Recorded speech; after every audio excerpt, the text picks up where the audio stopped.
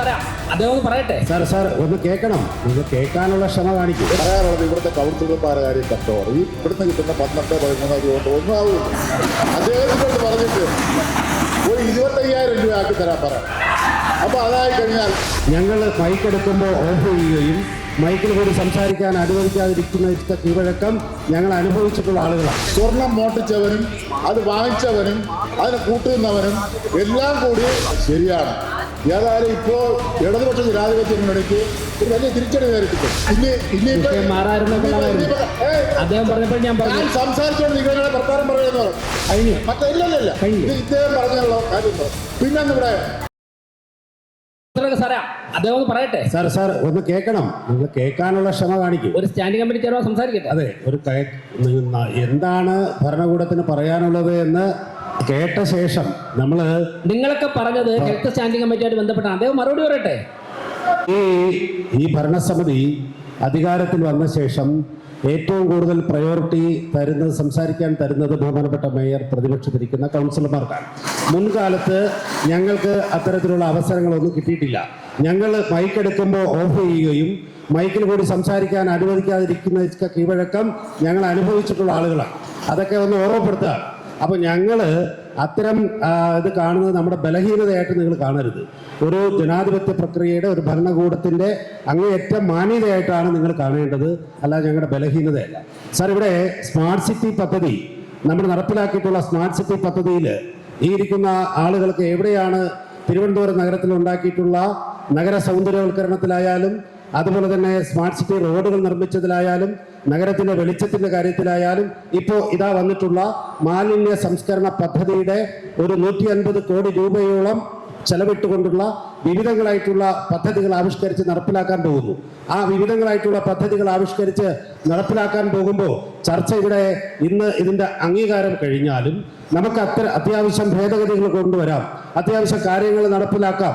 Smart സിറ്റിയുമായി ബന്ധപ്പെട്ട ഉദ്യോഗസ്ഥരുമായി നമുക്ക് ചർച്ച ചെയ്യാനുള്ള അവസരങ്ങൾ ധാരാളമായിട്ടുണ്ട്. ഇതൊക്കെ നമുക്ക് എല്ലാവർക്കും അറിയാം. പക്ഷേ ഇപ്പോൾ 1 മാസത്തോളമായി വരുന്ന ഈ ഭരണകൂടം അധികാരത്തിൽ വന്ന ശേഷം ഇവിടെ മാലിന്യ നിർമ്മാർജ്ജനം പാടില്ല, അല്ലെങ്കിൽ ഇതിന് എന്തെങ്കിലും ഒരു പരാജയം വരട്ടെ എന്ന ഇത്തരത്തിലുള്ള ചിന്താഗതികളൊന്നും വേണ്ട. ഈ പദ്ധതി കൊണ്ടുവന്നാൽ നിങ്ങളെ ബോധ്യപ്പെടുത്തിക്കൊണ്ട്, പൂർണ്ണമായും 101 കൗൺസിലർമാരെയും ബോധ്യപ്പെടുത്തിക്കൊണ്ട് തന്നെ ഈ പദ്ധതികൾ ഇംപ്ലിമെന്റ് ചെയ്താൽ മാത്രമേ, ഇപ്പോൾ 101 വാർഡിൻ്റെയും ജനപ്രതിനിധികളും അവിടുത്തെ JHIമാരും HIമാരുമായിട്ടുള്ള മീറ്റിങ്ങിന് പോയ അവസരത്തിൽ മാലിന്യ ബന്ധപ്പെട്ട വിഷയങ്ങൾക്കാണ് ഈ നഗരത്തിലെ ജനങ്ങൾക്ക് വേണ്ടി സംസാരിച്ച ജനപ്രതിനിധികൾ ഏറ്റവും കൂടുതൽ വിഷമതയോടെ പറഞ്ഞത്.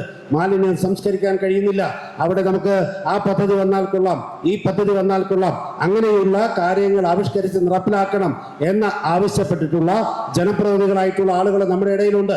സാർ, ഇവിടെ എന്താണ് ആ പദ്ധതിയുമായി ബന്ധപ്പെട്ട ചുരുക്കം വാക്കുകളിൽ സൂചിപ്പിച്ചാൽ, വികേന്ദ്രീകരണമായിട്ടുള്ള മാലിന്യ സംസ്കരണ പദ്ധതികൾക്ക് കൂടുതൽ ആക്കം നൽകുന്നതായിട്ടുള്ള വിവിധ കാര്യങ്ങൾ ആലോചിച്ച് നടപ്പിലാക്കാം. അതിന് തുകയാണല്ലോ നമുക്ക് വേണ്ടത്. ആ തുക നമുക്ക് വെച്ചാൽ നമ്മുടെ പ്രദേശത്ത് എവിടെയാണോ അടിസ്ഥാന സൗകര്യമായി ഇതിന് ലഭ്യത വരുത്താൻ സാധിക്കുന്നത്, ഈ പദ്ധതി നടപ്പിലാക്കാൻ സാധിക്കുന്നത്, അവിടെ നമുക്ക് നടപ്പിലാക്കാം. ഈ പദ്ധതി കേട്ട ഉടനെ തന്നെ മാലിന്യമൊന്നും നമ്മുടെ നാട്ടിൽ സംസ്കരിക്കേണ്ട, നഗരസഭയുടെ ഭരണകൂടം പുതിയതായിട്ട് വന്ന ശേഷം ഇതൊന്നും നടപ്പിലാക്കേണ്ട എന്ന് നിങ്ങൾ ആരെങ്കിലും കരുതിയാൽ അത് നടപ്പാക്കാൻ പറ്റാത്ത കാര്യമാണ്. ഈ മാലിന്യം നമുക്ക് നിർമ്മാർജ്ജനം ചെയ്തേ മതിയാവൂ. അത് സ്മാർട്ട് സിറ്റി പദ്ധതികളിൽ നമുക്ക് ഇന്നലെ വരെയുള്ള ഏതെങ്കിലും തരത്തിലുള്ള പാളിച്ചകളുണ്ട് എങ്കിൽ ആ പാളിച്ചകളൊക്കെ പരിഹരിച്ചുകൊണ്ട് സുതാര്യമായ രീതിയിൽ ജനങ്ങൾ ആഗ്രഹിക്കുന്ന തരത്തിൽ, ജനപ്രതിനിധികൾ ആഗ്രഹിക്കുന്ന തരത്തിൽ ഈ പദ്ധതി നടപ്പിലാക്കിയേ കഴിയൂ. സാർ, അങ്ങ് പാസ്സാക്കണം എന്നാണ് എനിക്ക് വളരെ വിനയത്തോടെ സൂചിപ്പിക്കാനുള്ളത്. ബാക്കിയുള്ള കാരണം ഇപ്പോൾ ചെയ്യുന്ന പ്രവൃത്തി മലയാളീകരിച്ച് പറഞ്ഞതിൽ നിന്ന് എല്ലാവർക്കും ഇവിടെ ഇരിക്കുന്നവരിൽ എല്ലാവരും ഇംഗ്ലീഷ് അറിയാമെങ്കിൽ തന്നെ അതിലെ ചില കാര്യങ്ങളെക്കുറിച്ച് അറിയില്ല. അതുകൊണ്ടാണ് മലയാളത്തിൽ തരണമെന്ന് ആവശ്യപ്പെട്ടത്.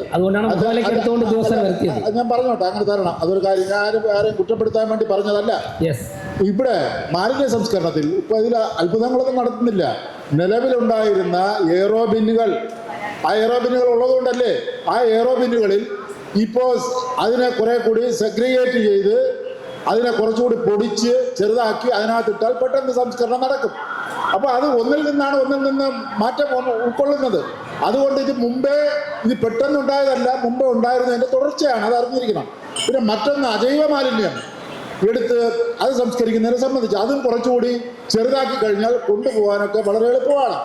അത് ചെയ്യുന്നതിന് എതിരല്ല, അത് കൃത്യമായി. പക്ഷെ ഒരു കാര്യം, ഇത് ജൈവ മാലിന്യം ഇനി വീടുകളിൽ നിന്ന് എടുത്ത് അത് ഈ എയറോബിനുകളിൽ കൊണ്ടിടാനുള്ള അങ്ങനെയുള്ള പ്രവൃത്തിയാണ് ലക്ഷ്യം വെക്കുന്നതെങ്കിൽ അത് അപകടത്തിൽ ചെന്നപ്പെടും. അത് നമ്മൾ വിചാരിക്കുന്നത് പോലെയല്ല, മറ്റ് നഗരങ്ങൾ പോലെയല്ല, തിരുവനന്തപുരം നഗരം അങ്ങനെയല്ല. അതുകൊണ്ട് അങ്ങനെ ചിന്തിക്കരുത്. അങ്ങനെ പറഞ്ഞാൽ അതോടെ തന്നെ മാലിന്യ സംസ്കരണത്തിന് എതിരാണെന്ന് വ്യാഖ്യാനിക്കരുത്.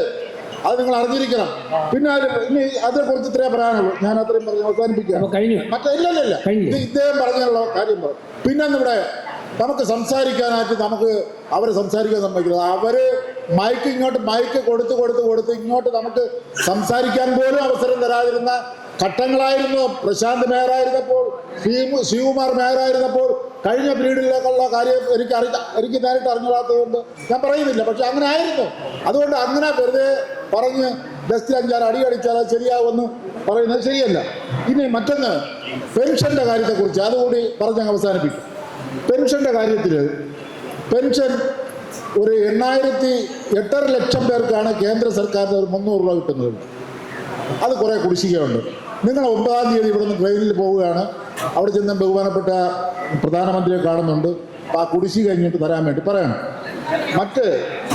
ആ കുടിശ്ശിക പിന്നെ മറ്റൊന്നെന്താണെന്ന് പറഞ്ഞാൽ നിങ്ങളൊരു കാര്യം ചെയ്യേണ്ടത്, ബഹുമാനപ്പെട്ട പ്രധാനമന്ത്രിയോട് പറയാനുള്ളത്, സ്വർണം മോഷ്ടിച്ചവനും അത് വാങ്ങിച്ചവനും അതിനെ കൂട്ടുന്നവനും എല്ലാം കൂടി ഇവരുടെ നേതാവായിട്ടുള്ള സോണിയാഗാന്ധിയുടെ ചുറ്റും കറങ്ങി നിന്ന് അവിടെ എന്തോന്നോ, അത് രാഗിയാണെന്ന് ഞാൻ പറയുന്നില്ല, അത് നിങ്ങൾക്ക് അവകാശപ്പെട്ടതാണ്. മറ്റെന്തോന്നോ ഒരെണ്ണം കിടപ്പുണ്ട്. ഞാൻ സംസാരിച്ചോണ്ട് നിങ്ങളുടെ വർത്താനം പറയുന്നു. അപ്പൊ അതുകൊണ്ട് അവരെ, ഞാൻ സോണിയാഗാന്ധി അതിൽ കുറ്റക്കാരിയാണെന്ന് പറയുന്നില്ല. അവരെ കൂടെ ഇവരെല്ലാം ഇസഡ് കാറ്റഗറിയുടെ സെക്യൂരിറ്റി ഉള്ള അവരടുത്ത് ഈ കള്ളനും തള്ളിയും എല്ലാം കൂടെ എങ്ങനെ വളഞ്ഞു നിന്ന് സംസാരിക്കുന്നു കേട്ടാൽ ഞെട്ടിപ്പോകില്ലേ? അത് ബഹുമാനപ്പെട്ട പ്രധാനമന്ത്രിയുടെ ശ്രദ്ധയിൽ ഇനി കുടിശ്ശിക വരുത്താതിരിക്കാൻ വേണ്ടി ഇവരിനി വന്നാൽ ഇവർ വരുമെന്ന് സ്വപ്നം കാണുകയാണ്. നല്ല സ്വപ്നമാണ്.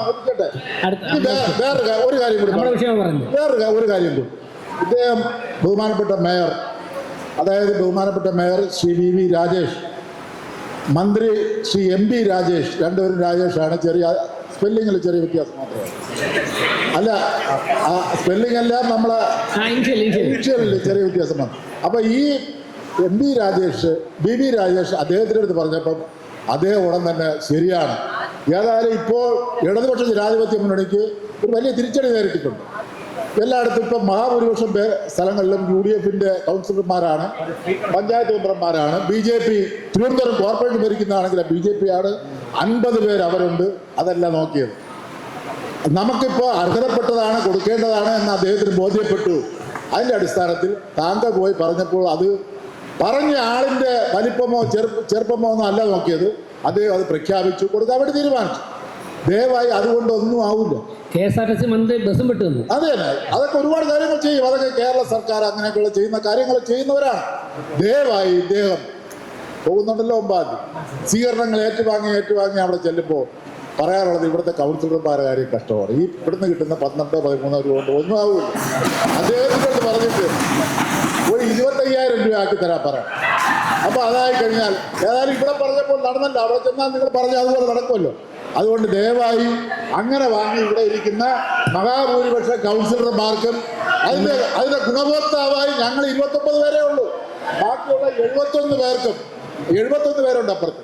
71 പേർക്കും അതിന്റെ ഗുണഭോക്താവായി മാറട്ടെ എന്ന് വളരെ വിനയപൂർവ്വം അഭ്യർത്ഥിക്കുന്നു.